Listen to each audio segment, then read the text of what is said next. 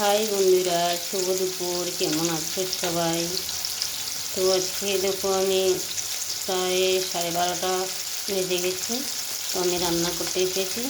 তো আজকে একদম সিম্পলের মধ্যে রান্না করছি, কারণ আমার টাইম নেই। আমি সকালের থেকেই কাজে ব্যস্ত থাকি। দুপুরবেলার রান্নাটা একটু সময় পেলে দুপুরবেলার রান্নাটা সেরে ফেলি। একদম সিম্পলের মধ্যেই দুপুরের খাওয়াটা হয় আমাদের। কাজের জন্য পারি না ভালো কিছু বানাতে।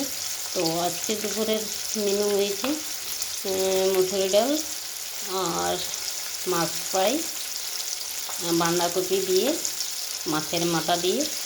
বাস, আজকে এইটুকুই সিম্পল রান্না। তো আমি মাছটা ফ্রাই করছি, কেমন লাগলো একটু জানাবে সবাই।